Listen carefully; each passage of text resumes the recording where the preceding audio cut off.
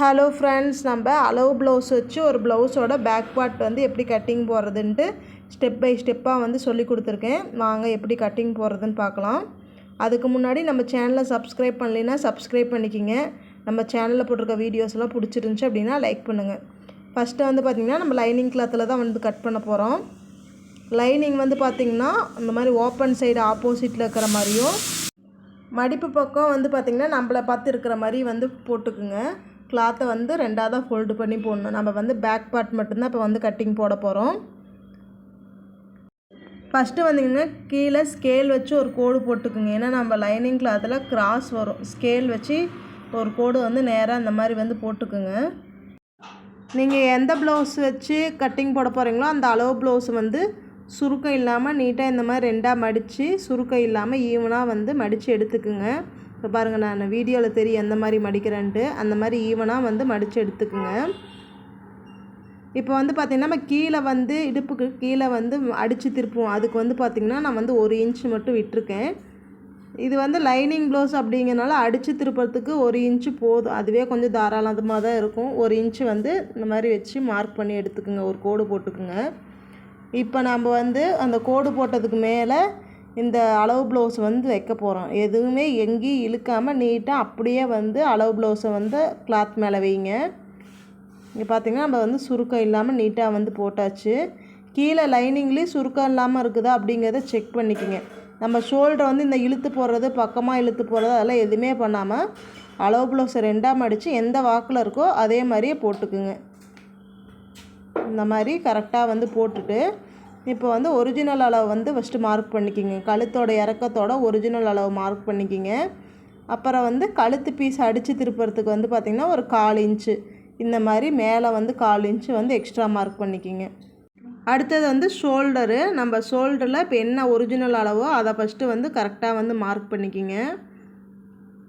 இந்த மாதிரி ஒரிஜினல் அளவு மட்டும் ஃபஸ்ட்டு மார்க் பண்ணிக்கிங்க. அடுத்தது ஆம்ஹோல் சைடு வந்து பார்த்திங்கன்னா எப்படி வந்து ஆம்ஹோல் வந்து போட்டிருக்கோமோ அதே மாதிரியே மார்க் பண்ணிக்கணும். நம்ம வந்து கிளாத்தை வந்து இப்படி மேலே தூக்கி வைக்கிறது, கீழே இழுத்து வைக்கிறதெல்லாம் எதுவுமே பண்ணக்கூடாது. இப்போ நம்ம மடித்து போட்டிருக்க வாக்கில் ஆம்ஹோல் எப்படி இருக்கோ அந்த ஷேஃபுக்கு அப்படியே வந்து ஒரு கோடு பார்த்திங்கன்னா ஆம்ஹோல் ஜாயிண்டாக இருக்கிறதுல ஒரு கோடு, மேலே ஸ்லீவ் ஜாயின் பண்ணுறதுக்கு ஒரு 1/2 இன்ச்சு இந்த மாதிரி வந்து மார்க் பண்ணி எடுத்துக்குங்க. அடுத்தது கீழே இடுப்பு சுற்றளவு ஒரிஜினலாக இருக்கிற அளவு வந்து போட்டிருக்கேன். அப்புறம் நம்ம பேக்கில் வந்து டாட் பிடிப்போம் பார்த்திங்களா, அந்த டாட்டுக்கு வந்து பார்த்திங்கன்னா ஒரு 1/2 இன்ச்சு வந்து விட்டுருக்கேன். அவ்வளோதான். இப்போ நம்ம வந்து அளவு ப்ளவுஸை வந்து எடுத்துடலாம். எல்லா அளவும் வந்து மார்க் பண்ணியாச்சு. அளவு ப்ளவுஸை வந்து நான் இப்போ எடுத்துடுறேன். எடுத்துகிட்டு இப்போ மேலே வந்துட்டு பார்த்திங்கன்னா ஒரிஜினல் அளவு தான் ஷோல்டருக்கு வந்து மார்க் பண்ணியிருக்கோம். இந்த சைடு வந்து கழுத்து பீஸ் வைக்கிறதுக்கு வந்து ஒரு 1/4 இன்ச்சும், ஸ்லீவ் ஜாயின் பண்ணுறதுக்கு ஒரு 1/4 இன்ச்சு வந்து எக்ஸ்ட்ரா மார்க் பண்ணிக்கிங்க. அப்புறம் front part back part join பண்ணுறதுக்கு, ஷோல்டர் ஜாயின் பண்ணுறதுக்கு ஒரு 1/2 இன்ச்சு வந்து மார்க் பண்ணிக்கிங்க. இப்போ வந்து நம்ம நெக்குக்கு வந்து பாக்ஸ் போட்டுடலாம். இப்போ அந்த கழுத்தோட அகலம் வந்து பார்த்திங்கன்னா நம்ம தையலுக்கு இடம் விட்டுருக்கோம் பார்த்திங்களா, அந்த இடத்துல தான் வச்சு அளக்க போகிறோம். 2.25 இருக்குது. அதே மாதிரி கீழேயும் வந்து கரெக்டாக தையலுக்கு மார்க் பண்ணியிருக்கிற கோட்டில் இருந்தால் வச்சு நம்ம மார்க் பண்ணிக்கணும். பார்த்திங்கன்னா 2.25 கீழேயும் 2.25 வச்சு நான் வந்து ஒரு பாக்ஸ் போட்டு எடுத்துக்கிறேன். நீங்கள் உங்களுக்கு கழுத்து நீங்கள் ரவுண்ட் ஷேப் கொடுக்கறதுனாலும் கொடுத்துக்கலாம். இப்போ இல்லை வந்து உங்களுக்கு என்ன டிசைன் வேணுமோ இப்போ இந்த இடத்துல வந்து நீங்கள் வந்து மார்க் பண்ணிக்கலாம். அடுத்தது வந்து பார்த்திங்கன்னா ஆம்ஹோல். அதே மாதிரி நம்ம ஸ்லீவ் ஜாயின் பண்ணுறதுக்கு தையலுக்கு விட்டுருக்கோம் பார்த்திங்களா, அந்த இடம் வரைக்கும் நம்ம அளவு எடுத்துக்கணும். எனக்கு வந்து பார்த்திங்கன்னா 5.5 இன்ச் இருக்குது. இப்போ வந்து ஆம்ஹோல் மார்க் பண்ணியிருக்கோம் பார்த்திங்கன்னா, அதுக்கு நேராக வச்சு இந்த ஒரு மார்க் பண்ணிவிட்டு ஒரு பாக்ஸ் வந்து போட்டு எடுத்துக்கலாம். நம்மளாம் தையலுக்கு வந்து மார்க் பண்ணியிருக்கோம் பார்த்திங்களா, தையலுக்கு சேர்த்து எக்ஸ்ட்ரா விட்ருக்கோம் பாரு, அந்த இடத்துல தான் நம்ம வந்து பாக்ஸ் போடணும். இப்போ வந்து ஆம்ஹோல்லேருந்து கீழே இடுப்பு சுற்றளவு மார்க் பண்ணியிருக்கோம் பார்த்திங்களா, அங்கே வந்து ஸ்ட்ரைட்டாக வந்து ஒரு லைன் போட்டுக்கிறேன். நம்ம எக்ஸ்ட்ரா உள்ளே வந்து துணி கொடுப்போம். அதுக்கு வந்து பார்த்திங்கன்னா ஒரு 2 இன்ச்சு, 1.5 இன்ச்சுலேருந்து 2 இன்ச்சு வரைக்கும் கிளாத் இருக்கிற அளவு பொறுத்து நம்ம விட்டுக்கலாம். நான் வந்து பார்த்திங்கன்னா 2 இன்ச் வந்து எக்ஸ்ட்ரா உள்ள கிளாத் விடுறேன். அதையும் வந்து பார்த்திங்கன்னா இந்த மாதிரி ஒரு கோடு போட்டுக்குங்க. இப்போ வந்து நான் வந்து ஆம்ஹோல் வந்து மார்க் பண்ணுறேன். ஆம்ஹோலுக்கு நம்ம அந்த பாக்ஸ் போட்டிருக்கோம் பார்த்திங்களா, அந்த பாக்ஸ் போட்டதுலேருந்து ஒரு 1.25 இன்ச் அளவு வச்சு இந்த மாதிரி வந்து ஒரு ஷேப் வந்து வரைஞ்சி எடுத்துக்குங்க. உங்களுக்கு கையில் வரைய வரல அப்படின்னா அந்த ஆம்ஹோல் கர்வ் பண்ணுற ஸ்கேல் இருக்கும், அதில் வந்து நீங்கள் வந்து இந்த மாதிரி கர்வ் பண்ணி எடுத்துக்குங்க. கொஞ்சம் பாடியாக இருக்கிறவங்களுக்கு அந்த மாதிரி ஸ்டிச் பண்ணிங்கன்னா நீங்கள் 1.5 இன்ச் விகிதி விட்டுக்கலாம். அப்போ தான் வந்து கரெக்டாக இருக்கும். நெக்குக்குமே வந்து பார்த்திங்கன்னா நான் அந்த கார்னர்லேருந்து ஒரு 3/4 இன்ச் அளவு வச்சு கர்வ் போட்டிருக்கேன். உங்களுக்கு கழுத்தோட கீழ்ப்பக்கம் அகலம் எந்த அளவுக்கு வேணுமோ அந்தளவுக்கு வந்து நீங்கள் அந்த வளைவை வந்து கம்மி பண்ணிக்கலாம். அவ்வளோதான் ஃப்ரெண்ட்ஸ். இப்போ வந்து பார்த்திங்கன்னா பேக் பார்ட்டு நம்ம ஃபுல்லாக வந்து மார்க் பண்ணியாச்சு. கரெக்டாக கட் பண்ணுறதுக்கு முன்னாடி நம்ம ஆர்ம் ஹோல் வந்து ஒரு டைம் வந்து செக் பண்ணிவிட்டு கட் பண்ணிக்கலாம்.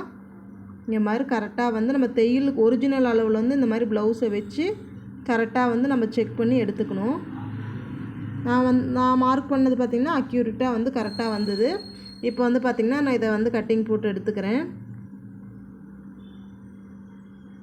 நம்ம தையலுக்குலாம் அளவு விட்ருக்கோம் பார்த்திங்களா, அதெல்லாம் சேர்த்தி தான் வந்து கட் பண்ணணும். ஒரிஜினல் அளவில் இது கட் பண்ணிடாதீங்க. இப்போ வந்து நம்ம கீழே மடித்து அடிக்கிறதுக்கு வந்து 1 இன்ச்சு விட்ருக்கோம் பார்த்திங்களா, அந்த 1 இன்ச்சு இந்த மாதிரி மடித்து ஒரு ஜக்கா மாதிரி போட்டுக்குங்க. அப்போ தான் உங்களுக்கு வந்து அடையாளம் கிடைக்கும். நம்ம ஒரிஜினல் அளவில் இந்த மாதிரி ஒரு ஜக்கா மாதிரி சின்னதாக வந்து ஒரு கட் கொடுத்துக்கிட்டேன். இப்போ வந்து பார்த்திங்கன்னா மெயின் கிளாத்து இது வந்து ப்ளைன் பிங்க் கலர் தான். மெயின் கிளாத்தே அதே மாதிரி சேம் அதே மாதிரியே ஃபோல்டிங்ஸே நம்ம பக்கம் இருக்கிற மாதிரி ஃபோல்டு பண்ணி போட்டுட்டு இந்த லைனிங் ப்ளவுஸுக்கு நம்ம கட் பண்ணோம் பார்த்திங்கன்னா அதை அப்படியே வந்து மெயின் கிளாத்தில் சுருக்கம் இல்லாமல் நீட்டாக போட்டுக்கணும். இங்கே பாருங்கள், இந்த மாதிரி போட்டுட்டு நம்ம அப்படியே கட் பண்ண ஆரம்பிச்சிட வேண்டியதான். நம்ம எப்பயுமே வந்து பார்த்திங்கன்னா லைனிங்கை ஒட்டி நம்ம கட் பண்ணக்கூடாது. ஒரு 1/4 இன்ச்சு ஒரு 1/2 இன்ச்சு வந்து கிளாத் வந்து எக்ஸ்ட்ரா விட்டு தான் வந்து கட் பண்ணணும். இங்கே பாருங்கள், நான் கரெக்டாக வந்து ஒரு 1/4 இன்ச்சு 1/2 இன்ச்சு கேப்பில் தான் வந்து கட் பண்ணிட்டு வரேன். இந்த மாதிரி கட் பண்ணிக்கிங்க. ஏன்னா ஒன்றை கட் பண்ணிங்கன்னா நம்ம வந்து லைனிங் இது ஜாயின் பண்ணுறப்ப அங்கங்கே துணி பத்தாமல் இருக்கும். ஒரு 1/2 இன்ச்சு கேப் விட்டே வந்து பார்த்திங்கன்னா நீங்கள் வந்து கட் பண்ணிக்கிங்க. அவ்வளோதான். இப்போ வந்து இதை எப்படி ஸ்டிச் பண்ணுறது அப்படிங்கிறத பார்க்கலாம். கட்டிங் போடுறதுல ஏதாவது டவுட் இருந்தது அப்படின்னா நீங்கள் வந்து கமெண்ட் பண்ணுங்கள். இப்போ வந்து ஃபஸ்ட்டு வந்து மெயின் கிளாத்து லைனிங் இல்லை, மெயின் கிளாத்தோட ரைட் சைடு மேல் பக்கமாக இருக்கிற மாதிரி போட்டுக்குங்க. பார்த்தீங்கன்னா இதுதான் வந்து மெயின் கிளாத்து. மெயின் கிளாத்தோட ரைட் சைடு வந்து மேல் பக்கமாக இருக்கிற மாதிரி போட்டுட்டு அதுக்கு மேலே வந்து நம்ம கட் பண்ணி வச்சுருந்தா லைனிங் கிளாத்தை போடணும். இங்கே பாருங்கள், இதே மாதிரியே வந்து போட்டுக்குங்க. கரெக்டாக வந்து லைனிங் கிளாத்து வந்து மெயின் கிளாத்தில் ஃபுல்லாக கவர் ஆகிற மாதிரி போட்டுக்குங்க. வெளியே வராத மாதிரி கரெக்டாக வந்து ஃபிட்டிங்காக வந்து போட்டுக்குங்க. போட்டுட்டு சுருக்கம் இல்லாமல் நீவி விட்டுக்குங்க. ஏன்னா அப்புறம் நம்ம தைச்சதுக்கப்புறம் அங்கங்கே சுருக்கமாக வரும். இந்த மாதிரி பர்ஃபெக்டாக வந்து போட்டுட்டு நம்ம தைக்க ஆரம்பிச்சிடலாம். நம்ம 1 இன்ச்சுக்கு இங்கே வந்து ஒரு கட்டிங் கொடுத்துருக்கோம் பார்த்திங்களா, இதுதான் நம்மளுக்கு வந்து அளவு. இல்லை எனக்கு அது கரெக்டாக அந்த நேராக வராது அப்படின்னா நீங்கள் அந்த 1 இன்ச்சுக்கு வந்து கோடு போட்டுக்குங்க. ஸ்கேல் வச்சு ஒரு கோடு போட்டு அந்த கோடுலேயே வந்து அடிச்சுட்டு வந்துடுங்க. இந்த மாதிரி ஒரு கோடு போட்டுக்குங்க. இப்போ வந்து பார்த்திங்கன்னா அந்த கோட்டு மேலேயே நான் வந்து அடிச்சுட்டு வரேன். நம்ம வந்து லைனிங் ப்ளவுஸ் அப்படிங்கிறனால 1 இன்ச்சு வந்து போதும். நீங்கள் சாதா ப்ளவுஸு வித்தவுட் லைனிங்கில் ஸ்டிச் பண்ணுறீங்க அப்படின்னா கம்பல்சரி 1.5 இன்ச்சு விடுற மாதிரி இருக்குது. ஏன்னா நம்ம அதை ஃபோல்டு பண்ணி அடிக்கணும். கொஞ்சம் பட்டையாக இருந்தால் தான் ஃபினிஷிங்கு நல்லாயிருக்கும். 1.5 இன்ச்சு விடுற மாதிரி இருக்கும். இப்போ இந்த லைனிங் ப்ளவுஸுக்கு 1 இன்ச்சு விட்டிங்கனாலே போதும். இப்போ வந்து பார்த்திங்கன்னா ஸ்ட்ரைட்டாக வந்து கீழே ஒரு லைன் போட்டாச்சு. இப்போ வந்து பார்த்திங்கன்னா லைனிங்கை வந்து அப்படியே வந்து உள்பக்கமாக நீங்கள் வந்து திருப்பிக்கலாம். திருப்பிட்டு அந்த நம்ம தையல் போட்டோம் பார்த்திங்கன்னா அந்த இடத்த நல்லா இந்த மாதிரி ப்ரெஸ் பண்ணி விட்டுக்குங்க. ப்ரெஸ் பண்ணிவிட்டு லைனிங்கை வந்து உள்பக்கமாக திருப்பிட்டு இப்போ வந்து மெயின் கிளாத்துக்கு மேலே ஒரு படிமான தையல் அந்த எட்ஜிலேயே வந்து ஒரு படிமான தையல் வந்து போட்டு எடுத்துக்குங்க. இந்த மாதிரி எட்ஜிலேயே போடுங்க. அப்போ தான் வந்து பார்த்திங்கன்னா ஃபினிஷிங் வந்து உங்களுக்கு நல்லாயிருக்கும். இப்போ வந்து படிமான தையல் போட்டதுக்கப்புறம் நம்ம துணியை வந்து பேக் சைடு பக்கம் திருப்பிட்டு இப்போ லைனிங்கு எந்த அளவுக்கு இருக்குதோ கரெக்டாக அந்த லைனிங்லேயே வந்து தையல் போட்டு எடுத்துக்க போகிறோம். லைனிங்கோட அளவுக்கு கரெக்டாக வந்து தையல் போட்டு எடுத்துக்க போகிறோம். ஏன்னா நம்ம மெயின் கிளாத்து ஒரு 1/2 இன்ச் வந்து எக்ஸஸாக தான் வந்து கட் பண்ணியிருந்தோம் இல்லைங்களா. இப்போ வந்து லைனிங்கோட அளவுக்கு வந்து மெயின் கிளாத்தை வந்து ஜாயின் பண்ண போகிறோம். லைனிங்கு மெயின் கிளாத்தையும் ஒன்றா போட்டு சுருக்கம் இல்லாமல் இந்த மாதிரி நீவி விட்டுக்குங்க கையில். ஏன்னா மெயின் கிளாத்தில் வந்து உள்ளே போய் சுருண்டுது அப்படின்னா நம்மளுக்கு தெரியாது. கையில் மெதுவாக இந்த மாதிரி நீவி விட்டு லைன் கிளாத்தையும் மெயின் கிளாத்தையும் வந்து ஜாயின் பண்ணிக்கிங்க. நாம் வந்து கழுத்து பீஸ் தான் வச்சு கழுத்து அடிக்க போகிறோம். அதனால் கழுத்தெல்லாம் வந்து அடித்து திருப்பலை. அதனால் கழுத்து எல்லாமே வந்து அப்படியே வந்து ஜாயின் பண்ணி எடுத்துக்குங்க. நம்ம வந்து லைனிங்கையும் மெயின் கிளாத்தையும் ஜாயின் பண்ணதுக்கப்புறம் இந்த மாதிரி எக்ஸஸாக இருக்கிற மெயின் கிளாத்தில் எக்ஸஸாக ஒரு நம்ம 1/2 இன்ச்சில் எக்ஸஸாக விட்டு கட் பண்ணியிருந்தோம் பார்த்திங்களா, அந்த கிளாத்தெல்லாம் வந்து கட் பண்ணி எடுத்துக்கலாம். நம்ம இந்த கழுத்துக்கிட்ட வர மெயின் கிளாத்து கொஞ்சம் ஜாஸ்தியாகவே இருக்கும். அதை அப்படியே கட் பண்ணி எடுத்து வச்சிங்கன்னா உங்களுக்கு ப்ளவுஸுக்கு கொக்கிப்பட்டி வீப்பட்டி இந்த கிளாத்தில் வந்து நீங்கள் அப்படியே தைச்சிக்கலாம். இதை மட்டும் அந்த ஷேப்லேயே அது அழுங்காமல் வந்து கட் பண்ணி எடுத்துக்குங்க.